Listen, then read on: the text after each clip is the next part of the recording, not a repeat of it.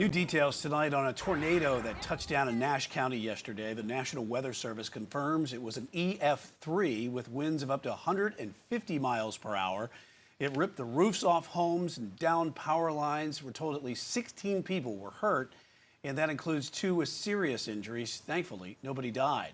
And the strength of the tornado's peak winds ranks it as the strongest tornado to ever impact our state during the month of July. Meteorologist Andrew Brightman joining us now. Andrew, so walk us through the history of tornadoes here in our state.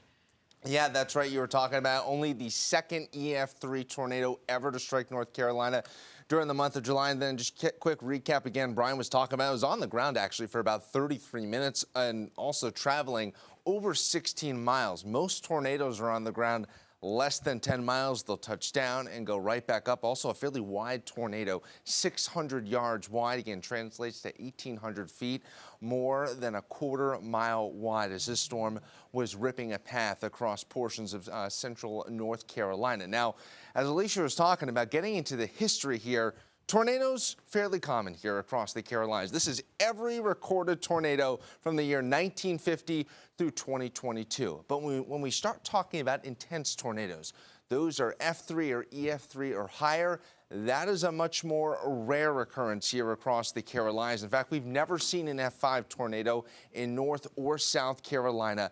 But you can see, and also when it comes to these intense tornadoes, the EF3 or F3 or higher, very much concentrated as we get to really the eastern third or so of the state. Across our neck of the woods, across the central Carolinas, and really heading towards western North Carolina, they become pretty rare. So we've seen 49 F3 or EF3 or stronger tornadoes since the year 1950. This tornado that we saw yesterday, that's the 49th. And this is the first EF3 tornado in North Carolina since February of 2021. It's been 2.5 years, and it's only the second EF3 tornado ever to occur in North Carolina during the month of July. And when we bring it back here to the Central Carolinas, again, 70% of these tornadoes, these what we call an intense tornado, occur east of our viewing area. The last time we have seen one of these intense tornadoes, again, an EF3 or higher, or an F3 with the old Fujita scale, we have to go all the way back to 1998. That was an F4 tornado up in Caldwell County. And for us here in Mecklenburg County, we got to go back all the way to 1994 when we saw an F3 tornado roll through Mecklenburg County. So it has been quite a while that we have seen such an intense tornado roll through the Central Carolinas, but even North Carolina as a whole. It's been 2.5 years. We see tornadoes, several tornadoes every single year, but when we get to this level of intensity and strength,